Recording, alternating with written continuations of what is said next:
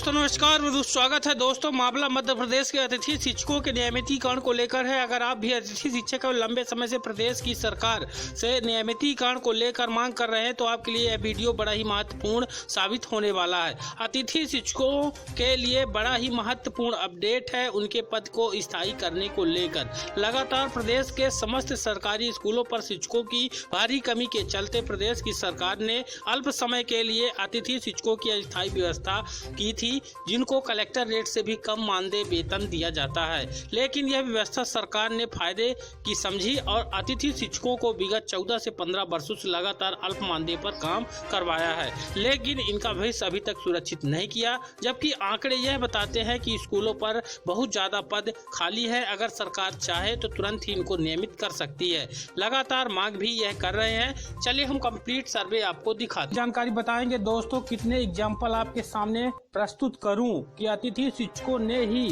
प्रदेश के समस्त स्कूलों की बागडोर अपने हाथों में संभाल रखी है और आज उनका खुद का भविष्य अंधकारमय है।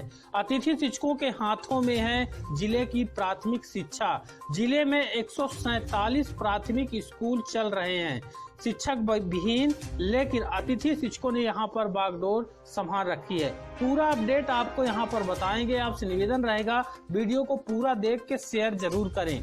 सीधी से बड़ा ही महत्वपूर्ण अपडेट है। प्रदेश सरकार द्वारा जहां एक तरफ शिक्षा को प्रोत्साहित करने के लिए तरह तरह के प्रयास के दावे किए जा रहे हैं, वहीं सीधी जिले में सबसे ज्यादा जरूरत शिक्षकों की पदस्थापना को लेकर है, जिस पर सबसे ज्यादा लापरवाही बनी हुई है।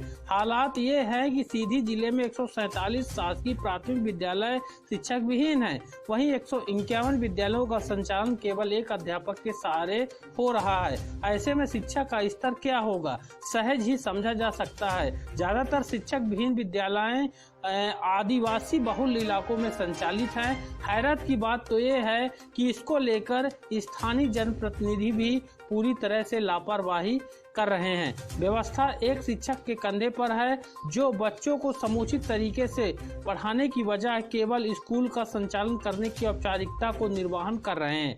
ऐसे में इन स्कूलों में प्रवेशी करीब 1,500 बच्चों का भविष्य दांव में लगा हुआ है। इसको लेकर यहाँ पर शासन भी चुप्पी साधे हुए है। जब प्राथमिक शिक्षा ही बच्चों को कमजोर हो रही है तो आगे के कैसे पाठन कर पाएंगे, इस पर सवाल खड़े हो रहे हैं। शिक्षण के अलावा विभिन्न गतिविधियों का आयोजन भी शिक्षा विभाग की ओर से लगातार किया जाता है, किंतु स्कूलों में प्रवेशित बच्चों को इन गतिविधियों की कोई जानकारी ही नहीं रहती है। एक शिक्षकी स्कूलों में यदि किसी कारण से शिक्षक छुट्टी पर हो तो स्कूल का संचालन ही बंद हो जाता है। प्रदेश सरकार द्वारा सर्व शिक्षा अभियान पर करोड़ों रुपए हर वर्ष खर्च किए जा रहे हैं, किंतु सबसे आवश्यक शिक्षकों की कमी को दूर करना है, जिसको लेकर बड़ी लापरवाही बनी हुई है।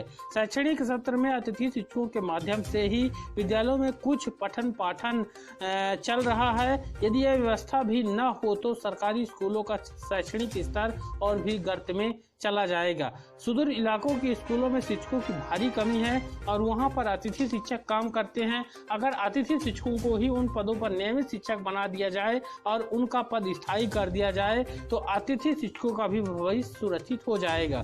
अतिथि शिक्षकों के सहारे शिक्षा। जिले के प्राथमिक माध्यमिक स्कूलों के साथ ही हाई स्कूलों में भी शिक्षकों की भारी कमी बनी हुई है।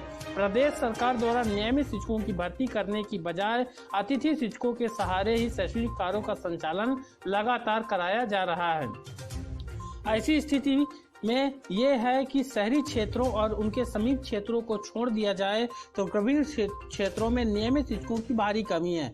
हर शैक्षणिक सत्र में अतिथि शिक्षकों की भर्ती कर पठन पाठन की व्यवस्था बनाने का कार्य लगातार किया जा रहा है। अतिथि शिक्षकों के भरोसे ही जिले के सरकारी विद्यालयों की शिक्षा व्यवस्था चल रही है। तो दोस्तों प्रदेश के नागरिकों को और प्रदेश के जो शिक्षा विभाग के अधिकारी हैं और प्रदेश की सरकार और साथ ही मंत्री विधायक और मुख्यमंत्री माननीय शिवराज सिंह चौहान जी को यह मान लेना चाहिए कि अतिथि शिक्षक पिछले 14 वर्षों से अपने जीवन के अमूल्य समय ऐसे स्कूलों पर अस्थायी पदों पर अल्प मानदेय पर अपनी जीवन के अमूल्य समय को दिया है। तो आज समय है प्रदेश की सरकार को आगे आकर अतिथि शिक्षकों के भविष्य को भी सुरक्षित करना चाहिए। स्थिति ये है कि जहां अतिथि शिक्षक नियुक्त है वहां पठन पाठन कराने की पूरी जिम्मेदारी उन्हें ही सौंप दी जाती है।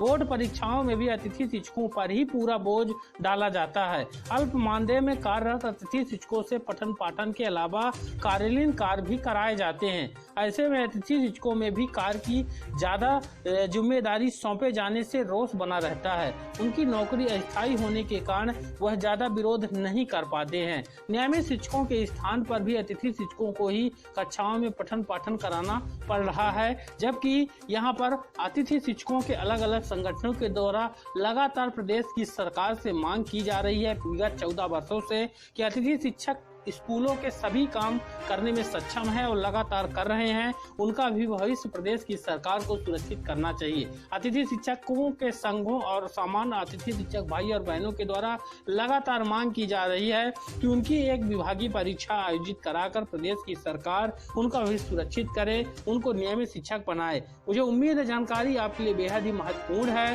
वीडियो को लाइक करके शेयर जरूर करें और अतिथि शिक्षकों के भविष्य को सुरक्षित करवाएं। मिलते हैं अगले वीडियो पर। धन्यवाद।